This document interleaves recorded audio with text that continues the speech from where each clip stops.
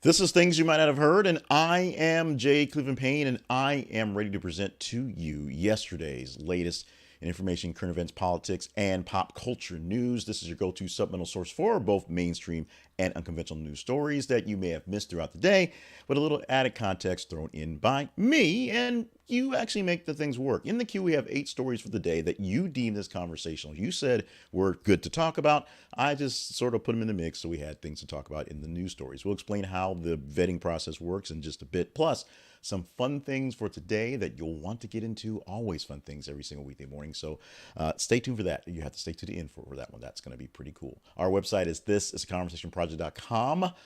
And you can go there anytime you need to for more details on what we do all day long, because this is very complicated.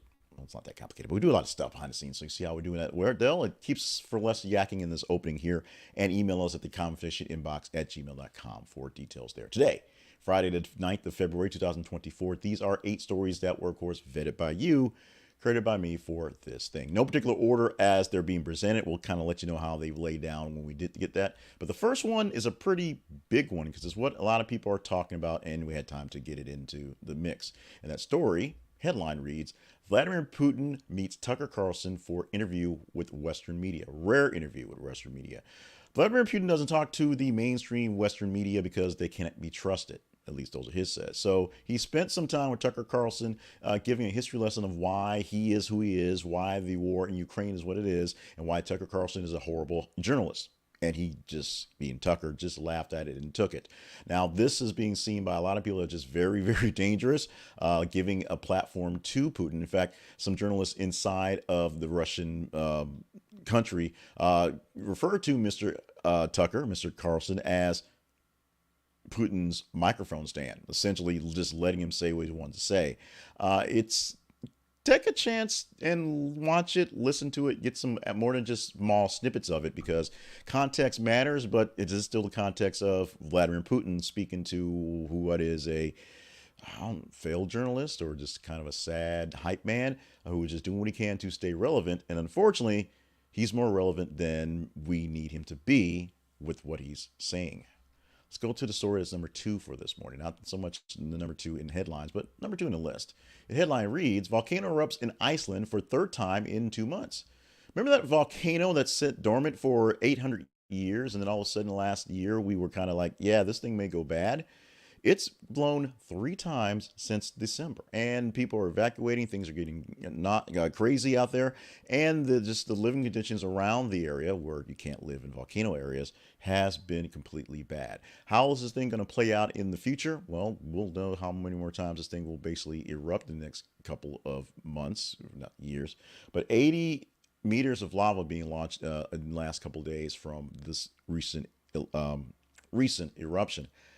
We're just going to have to sit there and watch it and be awed by the power of Mother Nature. For the third story this morning, Manhattan DA Alvin Bragg announces new charges against immigrants in Times Square attack on police. Now, this story is getting way, way, way seriously crazy as it goes on. There was the video of the migrants, the people who were attacking police and just causing a scene in New York City, Times Square. But probably it might have been a full week ago, maybe full 10 days at this point. But public outrage. What are we doing about these people? DA Alvin Bragg is a weak guy or whatever. He's thrown some more allegations at them, more charges against them. But the biggest issue is, depending on the source that you're getting, the people that actually pulled in the first case, all of them aren't actually a part of this, and there's more people should be a part of it, and it should be a bigger spread. Alvin Bragg has a target on his back for a lot of things he has said and many things he has done. The biggest thing is he does seem extremely soft on crime, and New York City right now having less crime per capita, less crime per the stats, but the stats don't really mean anything. If you think you see crime or you believe there's crime going on, the people are going to say what they believe and what they think, and that's going to overshadow what actual stats are. DA Alvin Bragg has some work to do and maybe some extra explaining for how this thing's playing out.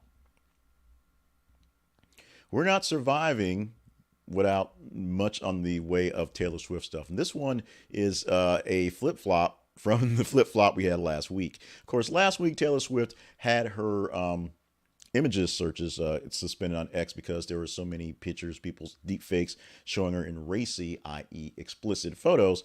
This week, deep fakes of X, deep fakes on X falsely depict her as supporting Trump. So last week, it showed that she was really, really, really dirty. This week, it shows that she may be kind of in the tank dirty for Donald Trump. And we kind of know that's not true, although we've been joking about her hypnotizing America watching the Super Bowl coming in a few days, but it's not that much of a stretch, although the hypnotism is a thing. But it is pretty clear that she's not a big fan of Mr. Donald J. But there are a lot of deep fakes out there, a lot of videos, and a lot of little snippets and pictures that show her at Trump things doing support for the Trump stuff because it's easy to do. Right now, X has an issue. We'll be back to X in just a moment with some things they're doing, but X has an issue with people and the misinformation. Tucker Carlson is one piece of that. But we'll see how this one plays out. And actually, we'll see how it plays out. And of course, if you have money on Travis Kelce actually marrying Taylor Swift at the end of the Super Bowl, we'll see if that bet pays out as well.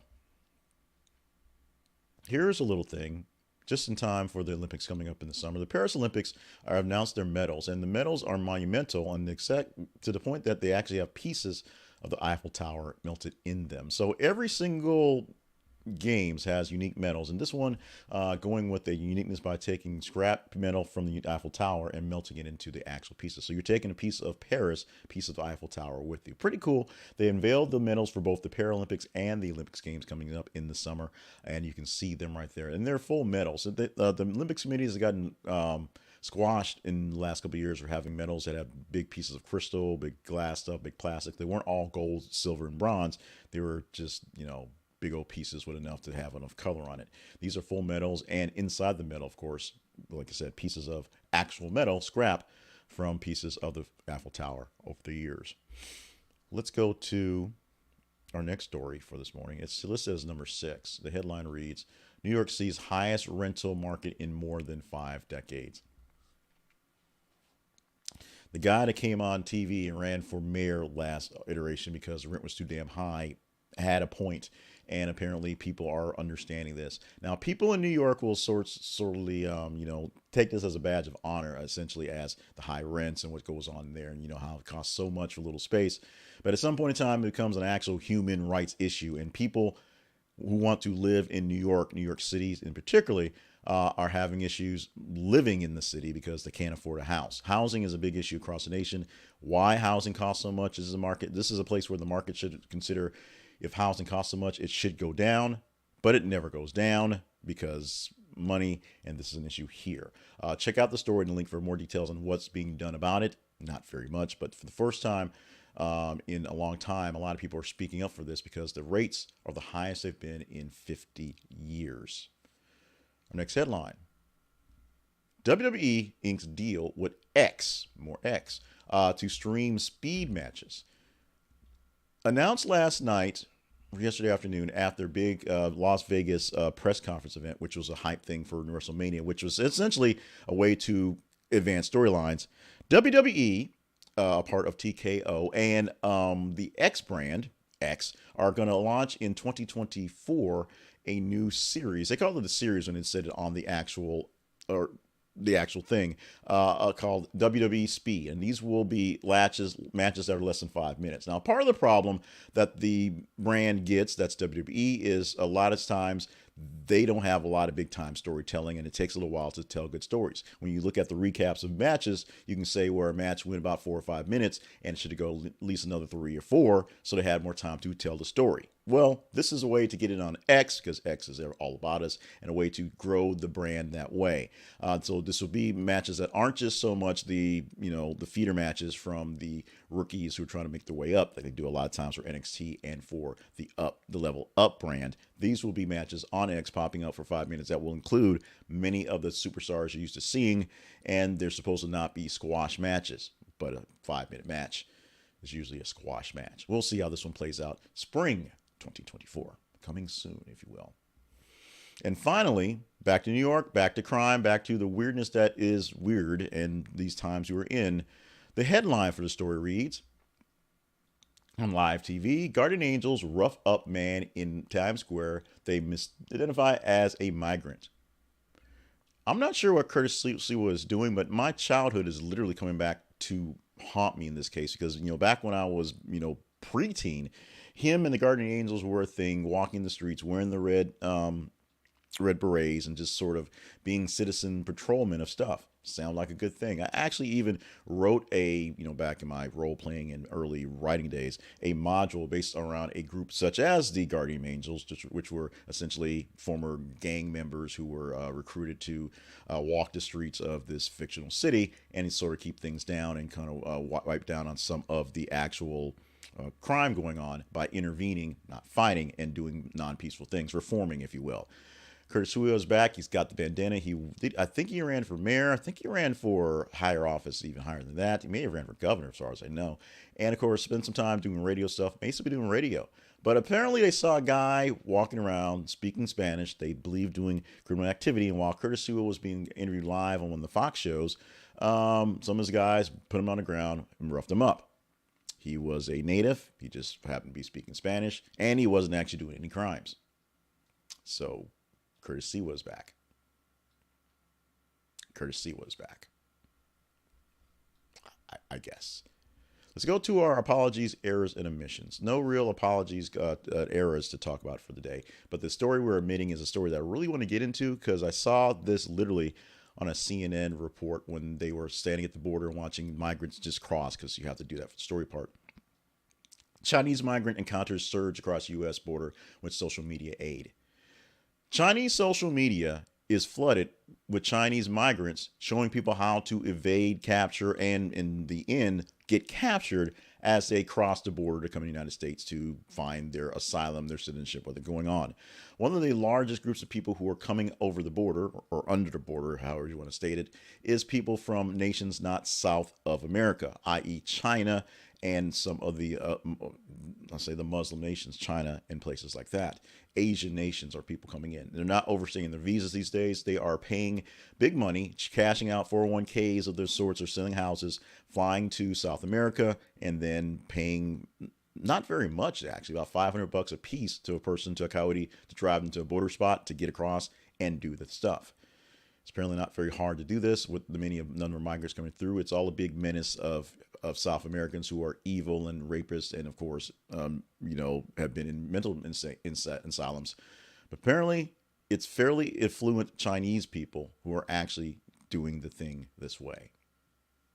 Check out the story. It's a very interesting read, a very interesting update.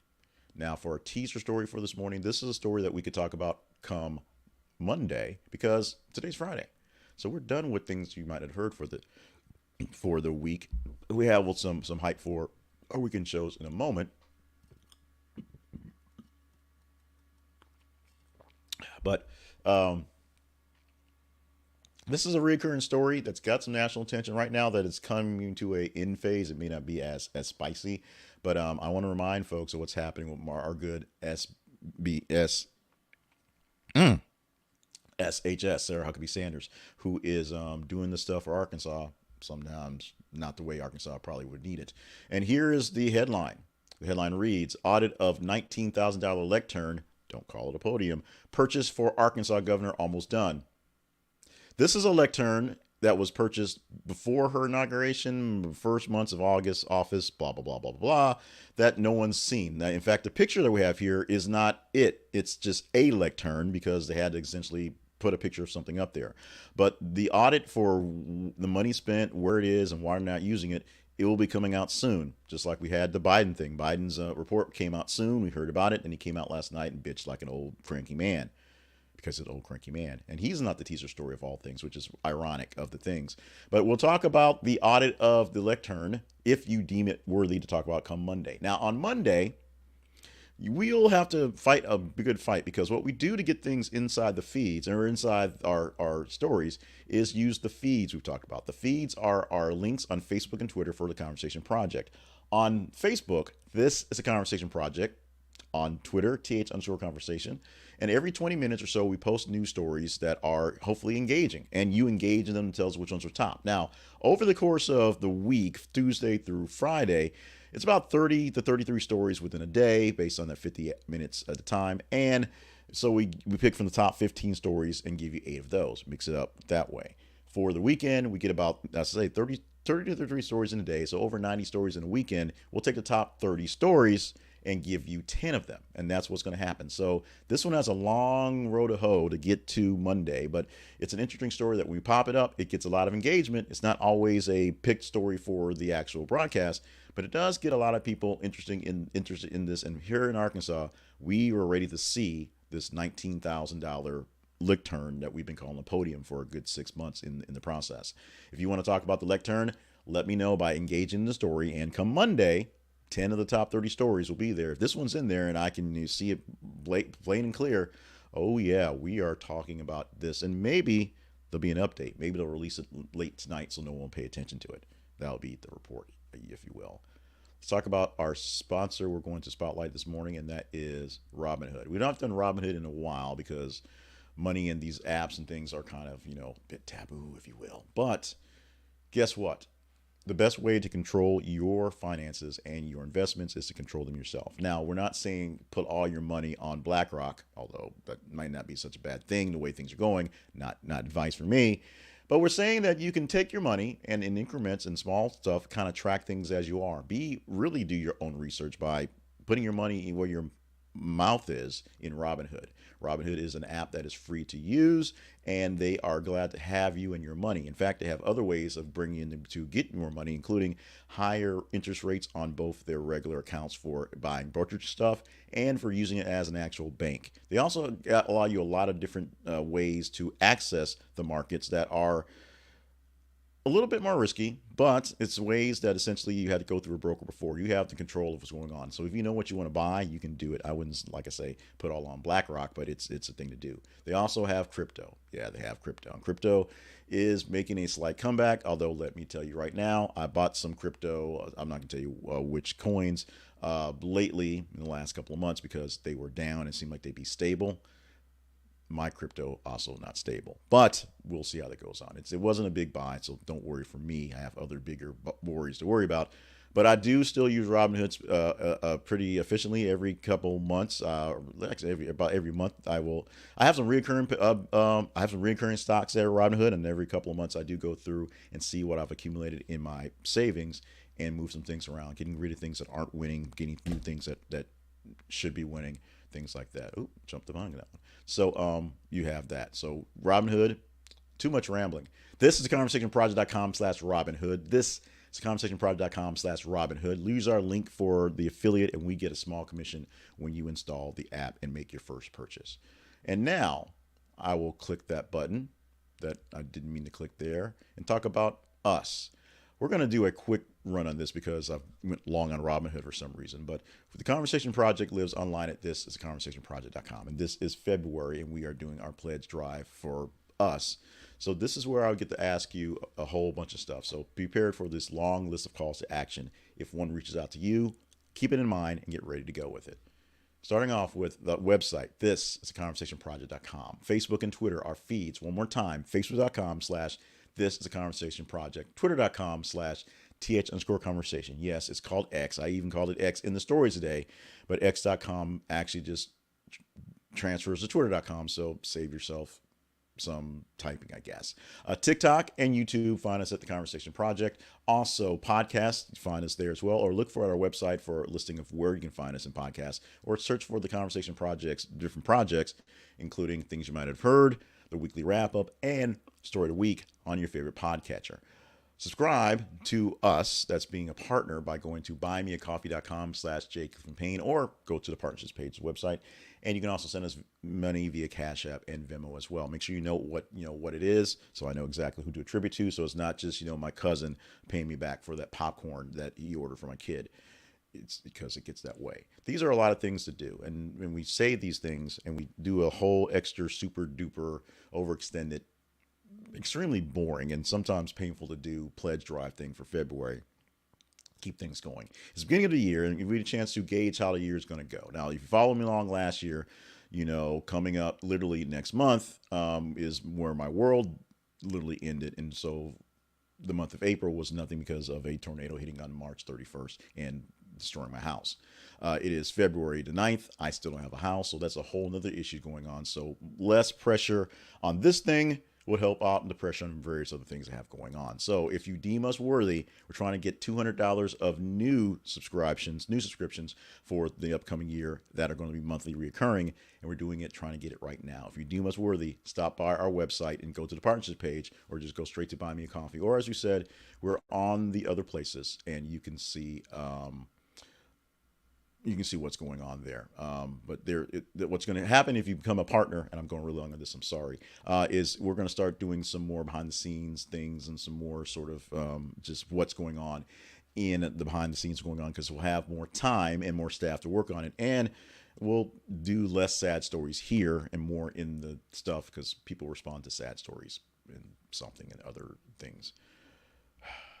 It's been a heavy week. It's been a long week and a lot of things going on. I would like to talk to you about that, and I probably will talk to you about that. I plan of writing a very long sort of cathartic email out to who's left on the mailing list, so we'll do that going forward. And then you can choose to unsubscribe if I'm too whiny and weepy on that one. But we're going to wrap things up on fun stuff today, to try to get fun stuff into the weekend. Today's birthday, his birthday is always the great stuff and the fun stuff, Michael B. Jordan, who's 37 years old on the day. I think Creed 3 came out last year, so there was something fairly big done, and he was in the second Black Panther, so he had a big movie year doing some things. But the biggest thing of 2023, I think, for Michael B. Jordan was the squashing of the beef, at least publicly, between him and Steve Harvey, the father of Lori Harvey, who I believe is adopted or subs or whatever. He's not that just ruined the whole moment. But Steve Harvey is not beefing with Michael B. Jordan. I don't think they're actually beefing, because Michael B. Jordan and Lori Harvey broke up and something that turned into something that more people care about than I truly care about. And as you can tell from my statements and the way I'm doing this here, but yeah, Michael B. Jordan still kind of awesome. Still lives with his mom, or technically his mom lives with him because he's paying the bills. He is 37 years old on the day. Other birthday wishes for today, to not be excluded, include some pretty good folks, including Judith Light, who you know her from Who's the Boss, and was recently on an episode of Poker Face. Awesome job. I think she got nominated for some sort of nomination for that one. That was an awesome job there. And also Michael B. Jordan's Marvel evil buddy, Tom Hiddleston, who's not quite evil anymore. He's Loki. He's 43 years old on today. Today's history lesson.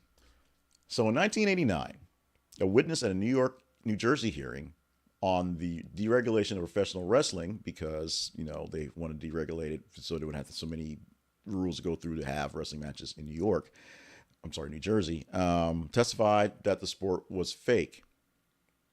Now, we all know the sport is predetermined. We all know that the outcomes are there, and we all know that the punches are pulled in most cases.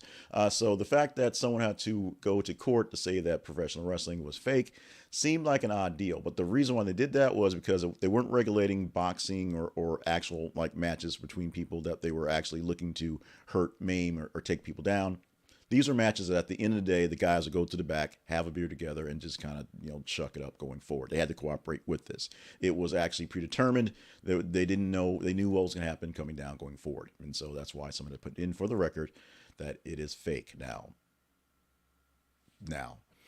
Today is also Read in the Bathtub Day, and you may have your skepticism on Read in the Bathtub Day. I do as well. We've gone very long, so I'm not going to read the full details, but this goes back to the Roman Empire around 500 BC, where the Romans, who loved to bathe, because that's what they did, would take some sort of literature to the bathtub with them and read in the bath, because they sit there for hours. So it's a Friday night. Enjoy yourself. Run yourself a hot bath. Put lots of extra bubbles and aromatherapy in there. Run some candles. Candles are nice. Get you a cup of a beverage. It can be something alcoholic. It can just be a soda. Whatever you want to do. Pull out a book, hopefully not electronic, and read a couple pages, and then take your bath and have your Friday, I guess. It has been a very long and very trying and very stressful week here for me and for what both things you might have heard, the Conversation Project, all the projects and things going on. So I thank you so much for just being with us, sticking with us for all the things we have done over the last couple of years, specifically in the last couple of months and weeks that we've done some extra changes to the things. Let me know how you're liking them or not liking them, so make sure that they're going to your actual liking, and to the point that I'm actually seeing the little Wi-Fi bar. So this ending may not even happen because we had that happen as well. Make sure you're staying limber, staying hydrated, and on task for all the grand things you're here to do on this Friday, February 9th and beyond. And, stop by, follow some of those calls to action, stop by the website specifically to see what we're doing, see how we're doing. And if you are not of the means to actually become a subscriber, please email me at theconversationinbox@gmail.com. Please email me and let me know what we can do so we can make it better for everyone in general. If I get more subscribers, I get more eyeballs, I get more people in, we can, make things happen. So help us out with that. In the meantime, thank you so much again for just being you guys. Love you, mean it. Have a great weekend. We have the weekly wrap up, which will come up tomorrow. We know what the top story is because it's by leaps and bounds. It just overtook stuff. We're not exactly thrilled, but we know what's happening. And there'll be a whole lot of Taylor Swift and Travis Kelce because Super Bowl. And we also have the story of the week. So I'm not sure where that's going to go. And in fact, we may actually not go to the top 10 stories this week and use something else that's a bit more relevant just because of so much Taylor Swift and Travis Kelce. But we'll see how that plays out. Enjoy your weekend. Enjoy your Super Bowl. If you're watching, enjoy your Puppy Bowl because we all watch that. And enjoy yourselves. We'll see you again on the recorded stuff on the weekends live Monday morning at 5:50 a.m. for the next edition of Things You Might Not Have Heard.